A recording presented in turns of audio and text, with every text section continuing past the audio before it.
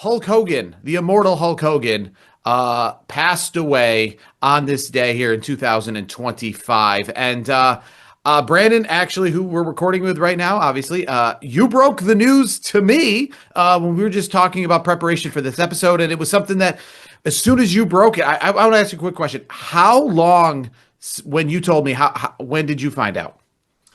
So actually, that's crazy. Usually you're breaking stuff to me, so this was out of the ordinary for me because usually you're dropping stuff at me. I was on doing a little driving around doing some errands with my girls today. My wife was she's in the office. Usually she has a home office as well, but she had to go into the office today. So it was just the girls and we doing a little errand run and I just I happened to be parked at the local hardware store grabbing some stuff and I get the message. My wife sends me the TMZ thing, and I said, "Girls, I need a second. I needed to process it for a second because I was like." And of course, I clicked on the link and I started doing a little research while I'm sitting in this parking lot, and it hit me like a ton of bricks, man. I'm not gonna lie to you. I was like, I was so floored because obviously everything that's going on with the Real American Freestyle, and obviously I'm a big fan of one of his, one of the late great Hulk Hogan's best friends, Eric Bischoff's podcast, 83 Weeks. So obviously I've been following along with the Real American Freestyle, and there's been a lot of reports out there recently of different things that's been going on with Hulk, and then we lose him today. Very sad, very sad. Yeah, it's a devastating day for wrestling. I wasn't aware of some of the issues he had. I know he's had some health issues where he's coming, like health issues that weren't like Ric Flair style, right? We've never had Hulk Hogan's on his deathbed kind of news that at least I've heard, or at least took credibly. Like we've had with Ric Flair, who is still alive. So it did definitely come as a surprise. And there's a lot of mixed emotions. I will say that 99% of it, right, is still it's just people who are recognizing Hulk Hogan, as the figure, the icon, exactly what he is, right? There's still obviously a lot of those out there who are in the sentiment that his last visit in the WWE, his last appearance, obviously was that big boo session of his at the Intuit Dome in Los Angeles, California for the debut of Monday Night Raw on Netflix.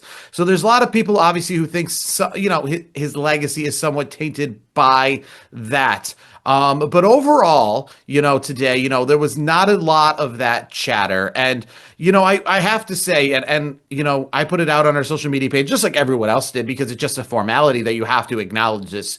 And I will be honest with you, one of the places I actually went to, I was very curious. We were talking about looking up the news and such, and putting it on our Twitter page and Instagram and all that stuff, is I went to AEW.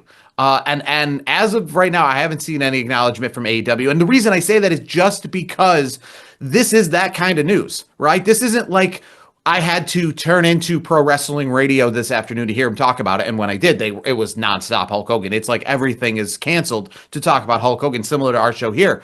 But I mean, I went out of my way to go to all sorts of different outlets that, like comedy channels, other news stations, all the sports channels, because I just want to hear, like if I turn on ESPN radio right now or Mad Dog Radio or any of these things on the XM radio, is Hulk Hogan going to be the first word I hear? And it was like a 99% of the time, yes, it was the first thing I heard. I was out at lunch today. They had Sports Center on. Hulk Hogan's on the TV screen. There is really no denying. And maybe you can, tell me, we obviously got a lot of people that, we think highly of in the world of wrestling. We're a wrestling related podcast. We do this about The Undertaker. We do this about Owen Hart in the past. We do it about everybody that comes and goes in the world of wrestling. But I think, when people say the top of the list, the Mount Rushmores of importance, at least when it comes to world pro wrestling, it's Hulk Hogan by himself. No ifs, ands, or buts. And then everybody else. Everybody else, like The Rock, John Cena, they're the Hulk Hogans of today, or the Hulk Hogans of the 90s or the late 90s and the early 2000s. But you always still have to say they're the Hulk Hogans of, right? LeBron James is the Michael Jordan of today, but you have to say he's the Michael Jordan of today, right? That puts that guy at that higher level. I mean, what do you think? Where does Hulk Hogan sit in the importance for you in the world of pro wrestling? I mean, he's a tier above everybody else, like you just said. I mean, there's no question. Obviously, you got Ric Flair up there, Stone Cold, The Rock. The list goes on and on of all these, The Undertaker. But without Hulk Hogan, we're not sitting here talking about this stuff today. We're not. We're not even just talking about Hulk Hogan, but we're not talking about we wouldn't have gone to Slammiversary this past weekend down in down in Long Island. Wrestling wouldn't be what it is today without Hulk Hogan. Like Vince, obviously that's a Vince McMahon. That's a hard thing to say these days. Like Vince McMahon wouldn't have I don't think he would have the fortune, the billions that he's made over the years, without Hulk Hogan. That was his first star. Like that was his first star. I actually caught a video came out today. Probably shortly before. I saw it shortly before we started recording, and it was from the $1 Million Man himself, Ted DiBiase, and he just he did like a 2-minute video, just expressing his sympathies for Hogan's family and all his loved ones, everybody like that. But he also talked about how the McMahon family, was already thinking highly of him before, Hulk became what he obviously is going to be known for the end till the end of time. And the $1 Million Man's job, from what he was saying, was the McMahons wanted him to put over Hulk Hogan, and he did. He did a heck of a job doing it. And he also, like, Hogan and him have they maintained a friendship over the years, and Hogan never forgot that the $1 Million Man helped put him over. And he was always thankful. I've read some other stories out there today from some of the big names in the business. Triple H, posted something. Sting put something out there. There's a lot of stuff that has come through in the hours after we find out about Hulk's passing, and it was and they spoke very highly of what he meant to this business and everything like that. So I'm not going to focus on the negative stuff because I don't want to do that on the day of his passing. I just don't think that's I don't want to do that. I think that's just the way to do it. But there are some negativity out there that I do find a little bit disgusting. I'm not going to lie to you. Like, I don't think the people out there wishing for someone's demise, I don't think that's good. That's not a good look. I know he had some issues. He said some things, actually, I think it was 10 years ago on this day that he said something. I'm not going to repeat it. Obviously, we're not going to talk about what that was. We also don't want to be canceled, so that when we pass away, people are tweeting about us in that same regard. Yes. But the point is, he made a mistake. He said some things that he obviously came back and regretted. Like, it was something he was very regretful for. And, a lot of people have not forgiven him for it. I'll just say this. Kevin Owens has done some stuff before, and same with Sami Zayn, that were in the same kind of area as Hulk Hogan. And people seemingly have forgiven those guys for it. So I'm a little disappointed with people with that haven't forgiven Hulk Hogan. Hulk Hogan's also had the thing, I would say maybe on top of all of that, right, where he's done, it's a few different things that he's had his hands in, right? But also one of the things that I think is more of like the funny side of things that people kind of diss on him. And I actually saw something today unrelated to Hulk Hogan, but it kind of made me think a lot in the sense of a lot of people were ready to say goodbye to Hulk Hogan in the in-ring on television sense for the same reason I'm ready to say goodbye to Goldberg in that regard of like, we get it. You think very highly of yourself, right? And what I was about to say is that somebody put out today, which I thought was great, that Goldberg had said that he broke his hand during the match with Gunther at Saturday's Main Event, and somebody put out he probably did it patting his own self on the back, but. But with that relating to Hulk Hogan is a lot of people obviously over the last week, these interviews coming out where Hulk Hogan wrestled 786 times in 1 year. He wrestled Shelton Benjamin. He invented UFC. He was the world champion, but he thought of Beatlemania before the Beatles did. It was his idea for the moon landing, like all those kind of things. And I don't say that those aren't ridiculous, and Hulk Hogan didn't have some ridiculousness to him. But I think the point of all of this is, though, regardless of what he is as a person later on in life, what he thinks of himself also while doing interviews, doesn't negate the fact that he is, like we said, like the reason we are here. Pro wrestling would probably still exist in some form or another without Hulk Hogan, right? But I think one of the things that is kind of interesting, and there's a lot within Hulk Hogan that's interesting, but, Vern Gagne always says that Hulkamania was built in AWA, and WWE essentially stole it from him, brought him over, and just took what they had already built, which actually only gives more credit to Hulk Hogan because it shows that it wasn't just Vince McMahon putting the rocket ship on this guy, but Hulk Hogan was also Hulk Hogan if he stayed in AWA. Hulkamania would have made AWA maybe the WWE. Maybe AWA would have been having WrestleMania because he was that over. But wrestling is unlike any other sport that we watch. It's not like the NFL. It's not like anything else where, yes, there's LeBron Jameses and there's Joe Montana's and there's Tom Brady's and there's all those kind of things, Wayne Gretzky's.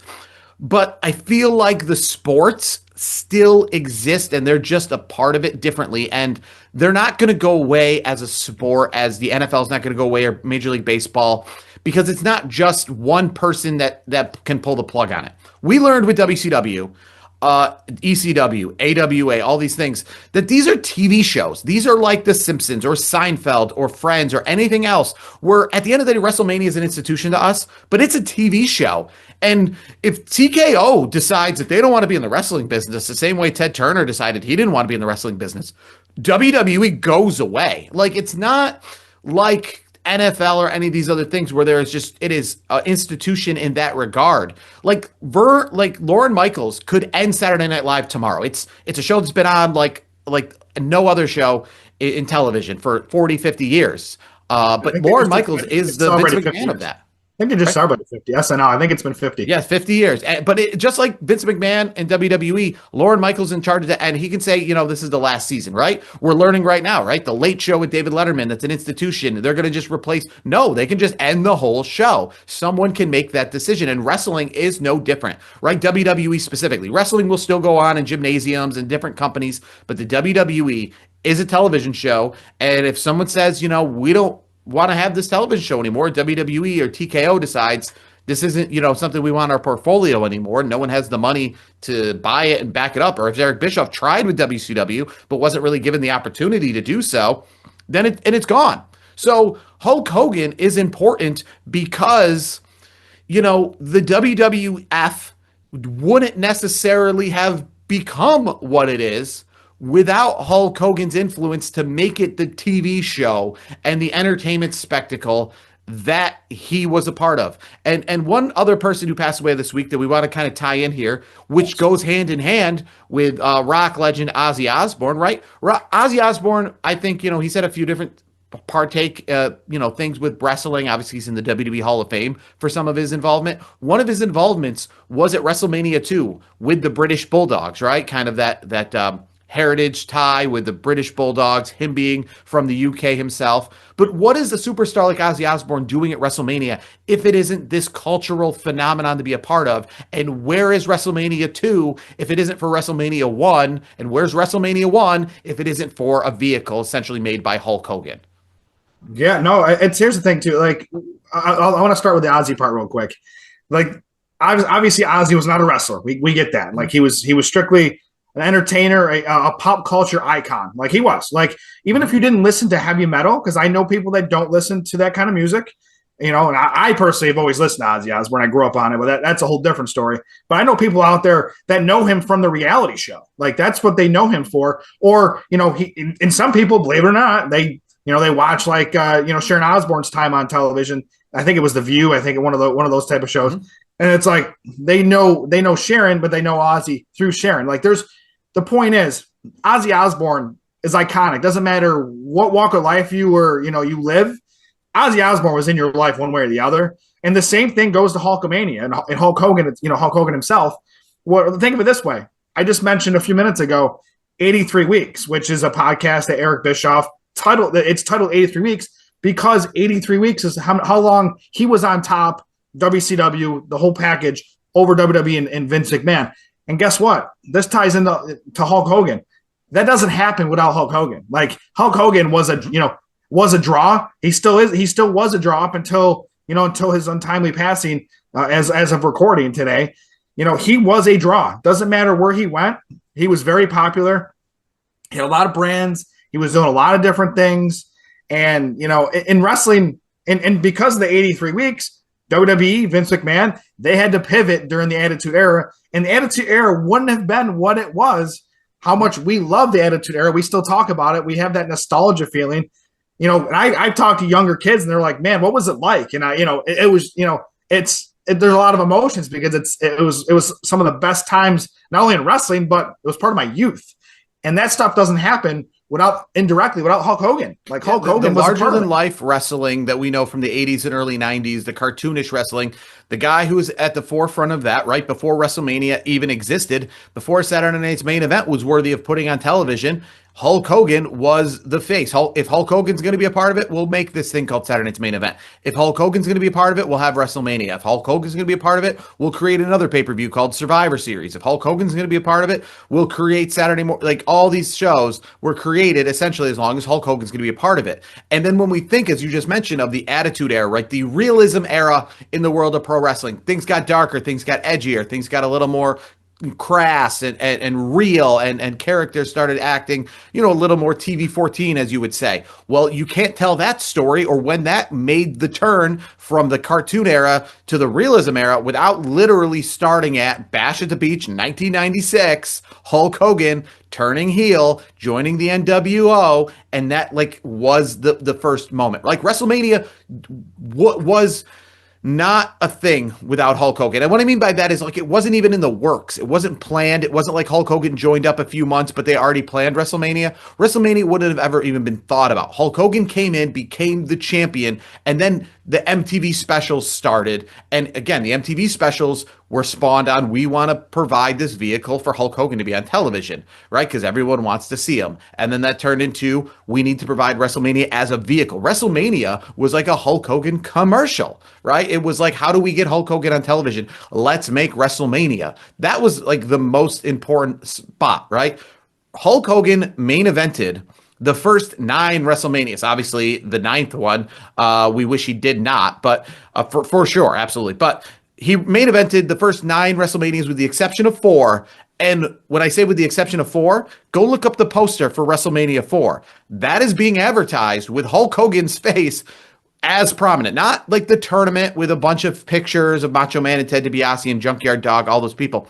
It's Hulk Hogan's face and Andre the Giant specifically on the cover of WrestleMania 4. And Hulk Hogan was probably supposed to, in many people's eyes, be another main eventer for that, but they swerved things a little bit just to change it up and have it so that it was Macho Man and Ted DiBiase, thanks to the storyline of Andre the Giant and Hulk Hogan and the little screw job that happened at WrestleMania 4 with the double countout. So even the one WrestleMania of the first 10, he did not main event. He was still very integral, and if he was the person who was selling it, right? Just because he was, like I said, John Cena and Cody Rhodes are the face of SummerSlam. Even if, for some reason, at night 1 of SummerSlam, they're not on it, they're still going to be the face of your program. They're still what's selling it overall. Hulk Hogan was selling WrestleMania 4 overall, despite the fact that he just didn't happen to be in the final match at that show. Yeah, no, you're 100% spot on. I mean, it's, he was always a draw. Like, and obviously, unfortunately, his last appearance, there was the boos because of outside of wrestling stuff that was going on that, everybody's got a different opinion on it. We're not going to go into that, but everybody's got their own thoughts, and it is what it is. And I do want to mention too, like one of his ventures that is actually supposed to be starting up in little less than 6 weeks from now, Real American Freestyle. That's starting August 30th. And Real American Freestyle, just before we got on here to record, released a statement that they're going to continue. The show's going to go on, and they're going to do it in his honor, so to speak, and they're going to carry on the torch that because he was so excited about it. Because I listened to Eric Bischoff, like him and Hulk are doing this together. Like it's part of their, part of the next step in their, the evolution of what they're doing. And, listening to the excitement in Hulk's voice, because I've seen some quick clips, quick short videos of like his excitement for Real American Freestyle, which was in the last few months. And you could tell he was ready for it. And it was like a new thing that he was trying to do. Like he wanted to stay busy. Like the guy passed away at 71 and he was still super busy. And it was unfortunate, everything that was going on, because last I knew, because I've been keeping closer tabs on it, because, I do follow Eric Bischoff's podcast and he does talk about it. And, it seemed like, the last update we had on Hulk, it was all good. Like he was just going in for routine procedure and all this stuff. And things, there's different reports out there. I'm not going to speculate on it. There's a lot of stuff going around I'm not going to comment obviously on any of that stuff, but the fact of the matter is we lost Hulk, and it's a sad day. I'm curious to see what's going to happen like for tonight. Even TNA's got their show tonight. I wonder if TNA is going to do something. Maybe they'll do a 10 bell. And obviously, we have SmackDown on Friday. But and to that point you had a few moments ago. As of recording, maybe they've done something while we're recording, but as of recording, AEW hasn't even acknowledged it, which to me is very disappointing. I don't like that. That's not a good look. Yeah, and the reason I checked, because I know obviously, AEW is one of those companies that, in their 6 years that they've existed, they've had things to say about certain talent that they don't want to be involved in. Hell, CM Punk, right, has had a lot of stuff to say about Hulk Hogan, and, other talent have said stuff about Hulk Hogan because of some of the controversial things, right? But I was just very curious because I was wondering if that was going, because the thing is, at the end of the day, right, I think, and not maybe with everybody, but I think maybe in this particular incident, you can maybe put aside some of that stuff you don't like about to at least acknowledge like that you are here because of his importance, regardless of anything. And also the fact that by him passing away, like, it's not necessarily like a victory or win for you in the sense of, but it's like, if you don't like that person, well, that person's no longer here. So you don't have to be at odds with that person anymore. You don't have to think about them only in the way of what they're doing, like in the sense of politics or what they're saying on podcasts or any of that stuff. Now, because they are gone, now because they will speak no more, you can just only reflect on what they've done essentially in their career, because we don't have to AEW doesn't have to worry about putting a Hulk Hogan tribute up and Hulk Hogan seeing it and being like, oh, he wins. He's going to get an ego out of this. You can, similar to like we see with like Pete Rose, right? And Major League Baseball coming forward and saying, now we can put him in the Hall of Fame, that he's not necessarily here to accept it because he's passed away himself, right? So if we ever thought like, if we put him in the Hall of Fame while he was alive, that would be him essentially being like, haha, I won this battle. Well, now he doesn't get that. We get to get him in the Hall of Fame without giving him that satisfaction. So AEW can essentially acknowledge this while still being like, we did it, but he doesn't get the satisfaction of seeing it. At the same, like, and just most importantly, just the idea of like, from a wrestling perspective, there isn't a wrestling company out there. Listen, I don't know the feelings of One Up Wrestling locally or Excite Wrestling or any other wrestling company or Ring of Honor Wrestling about Hulk Hogan, right? But I know that they all are like acknowledging TNA, right? And they're all acknowledging Hulk Hogan's passing. And as I think from AEW's perspective. As they should. And I think from AEW's perspective, like, you can acknowledge this. It's not going to change like that you're soft on Hulk Hogan or anything like that, or any of the things where the fans believe how you feel about him in that regard. But here's my thing to AEW, and obviously, we'll see if they do something in the hours that come up, because that's obviously it's still fresh. Hulk reportedly passed less than 12 hours ago. It was just this morning is what I was seeing out there. They don't have to like Terry Bollea as the person outside of wrestling, but Hulk Hogan, the character and what he did for this business, I think that has to be acknowledged. And I think they can do it in a way where it was like, it's just like, like I said, I mean, that's it. CNN doesn't cover pro wrestling, but they acknowledged it because of just how important he was, right? Think about it like this. At the end of the day, right, with a person who's a president or a dictator or a leader of a country, you acknowledge it, whether it's good or bad, you acknowledge their passing because of how important they are. Like, I remember back in the day, Time Magazine used to always make a person of the year. And a lot of times those people were very well hated, but it's like, we didn't say it's the good person of the year or the most liked person of the year. It's just the most influential, the most powerful or recognizable. And Hulk Hogan, you can't deny, even if it's just, like I said, to say something like, we acknowledge Hulk Hogan's passing, and we wish nothing but the best for his friends and his family. And, you don't have to say for Hulk Hogan or anything like that. Because you just can't deny Hulk Hogan's influence. AEW isn't here because of it. And one thing I will also say, because I've seen this also too, a lot of people talk about Well, we watched WCW in the early 90s, late 80s, right? We watched WCW, so we think that, maybe Hulk Hogan doesn't have as big an influence as other people may are saying.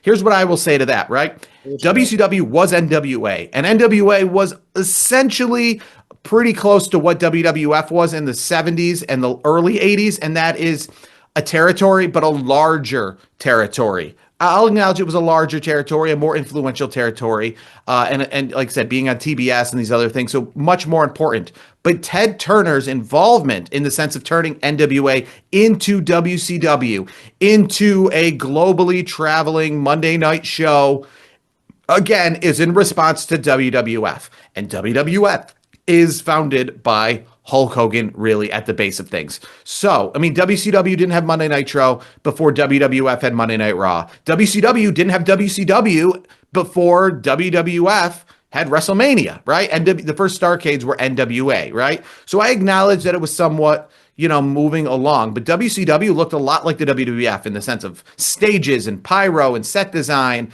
and those kind of things for Bash at the Beach and Nitro and Saturday night, their Saturday night show as well, worldwide, all those things because of WWF, right? Ted Turner told Vince McMahon he was getting in the wrestling game. He wasn't getting in the wrestling game if it wasn't for Hulk Hogan, if it wasn't what he was seeing that WWF was doing because of people like Hulk Hogan. And when he got Hulk Hogan, that's when we got Pastamania and Hogan on Nitro and all these other things. So, I mean, you really... To the people that argue that, I kind of uttered it under you a little bit. I call bullshit is what I'm saying, because we just talked about it. 83 weeks. They were on top of WWE, WWF at the time, and they were beating Vince. Like that's what it was. And guess what? Without Hulk Hogan, that does not happen. Simple as that. As much as you want to, as much as you want to, maybe some people want to kind of lessen his impact. There's no denying his impact. Like he did so much for the world of professional wrestling, and it doesn't matter if you like the person that's outside of the ring, so to speak. That's one thing, but you have to respect what he did for this business. And he was the first real pop culture icon to come out of wrestling. Like, I mean, he did, he was in Rocky, he did other movies, he did stuff with Chuck Norris, like he was in Walker, Texas Ranger. Like there's so many different things that he has done, and that opened the door for other people like The Rock, like John Cena, just to name a couple. Like those doors opened because of a Hulk Hogan. And yes, people can argue maybe Hulk Hogan wasn't the best actor, whatever. I don't care about that part. But the point is, he opened those doors for guys like The Rock and John Cena so they could go do that. So like his impact to me, like it was sad. It caught me off guard because I'm like, this sucks, because I was looking forward to seeing what was going to happen with his latest endeavor, because I wanted to see what Real American Freestyle was going to be all about.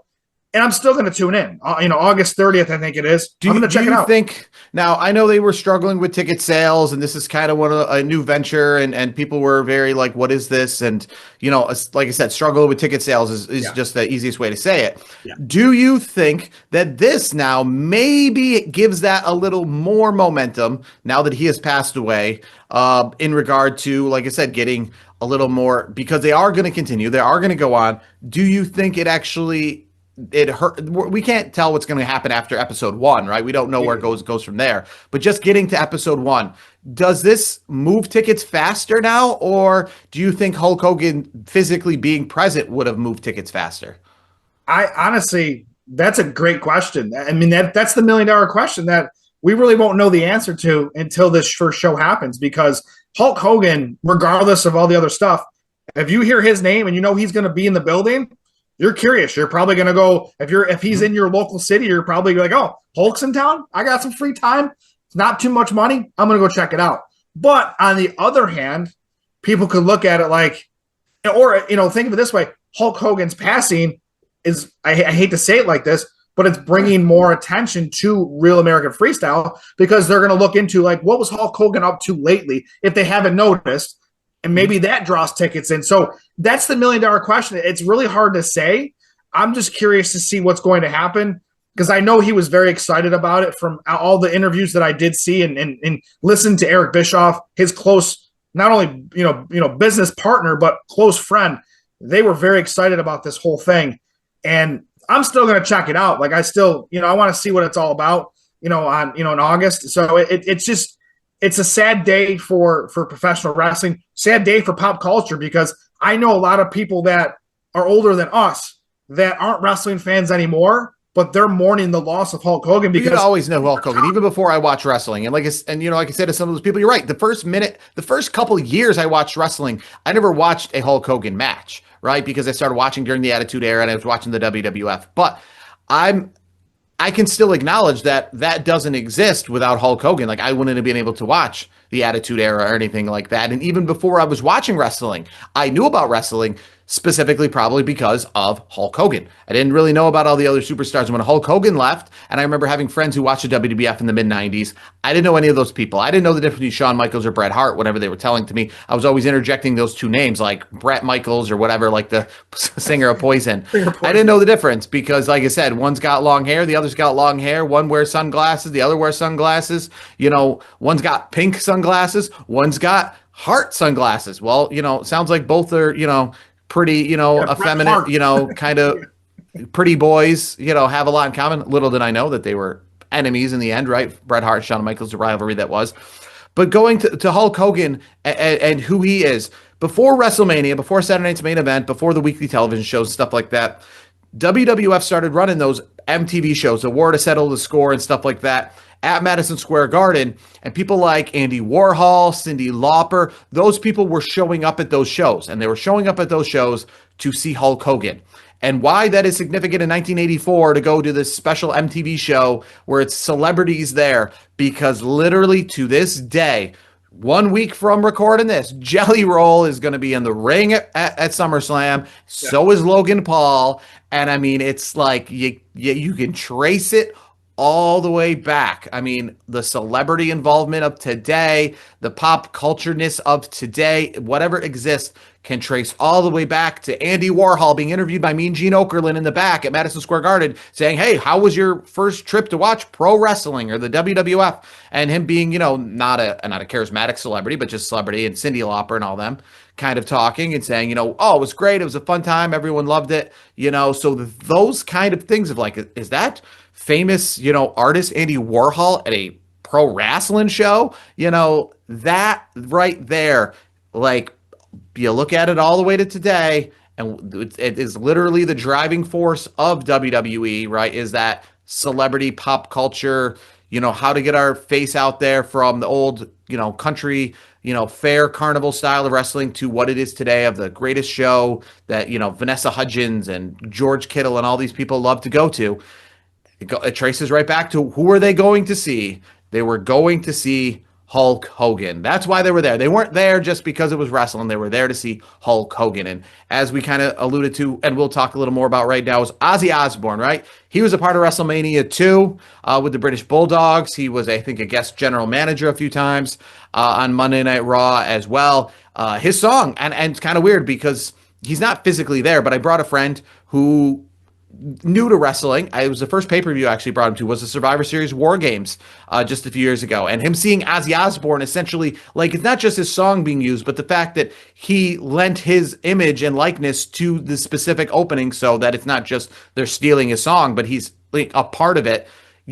That was really, he thought that this was a big event if Ozzy Osbourne was going to make a video package to kind of hype it. It's like, to me, that's a great point, because it's like, Ozzy's kind of given his seal of approval, for WWE by by allowing them to use his music for part of their show. That's actually a really good point. Use his likeness too, because I mean he actually like narrates the intro. Yeah, no, you're right. He did the whole thing, and let's not forget too. He appeared on, like, I think it was a random SmackDown, did a live performance. Like, who could forget that? Like, Ozzy, like, and that's the thing, like, just, to touch on Ozzy a little bit too, because I know we're talking a lot about Hulk today. And with Ozzy, like, his his presence in WWE was also very important because it brought eyeballs that normally wouldn't watch the product, but they're like, oh, Ozzy Osbourne's going to be on a wrestling show. Cool, I'll check it out. And somebody who's grown up, I grew up, I've been listening to Ozzy my entire life. Like, my dad's a diehard fan. Like he's been to Ozzy's shows, he's got the books, he's done the whole thing. So naturally, Ozzy, I was very upset with Ozzy passing just a short time ago this week. So we're losing two icons in the media, the pop culture. It's a sad week, and part of our childhood, is gone now. It's very sad to see, but I'm thankful for all the memories for both Hulk and Ozzy because I can carry those memories on forever, and I'm still going to introduce them to my kids, expose them to Ozzy's music, Hulk's impact on wrestling. Like they're not forgotten. How it all kind of ties together is Monday Night Raw and WWF was just dominating the cable ratings, specifically after WCW ended, and it was just them atop alone. And Bob Costas, during one of the more famous interviews with McMahon, told him that you've recently relinquished the top spot with Monday Night Raw as being the top-rated cable program to the Osbournes, right? Vince McMahon acknowledged that, it was okay to be number two to Ozzy Osbourne and that cultural phenomenon.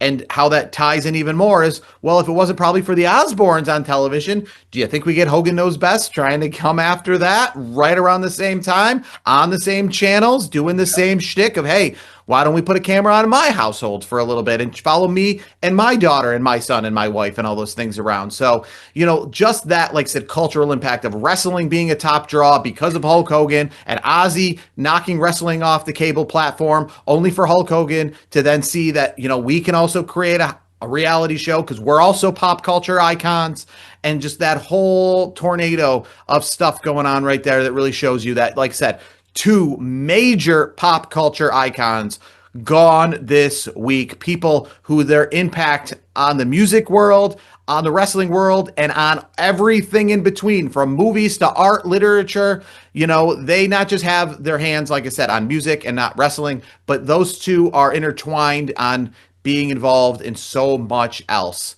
and their impact essentially on popular culture. And it's crazy that we lost them all just this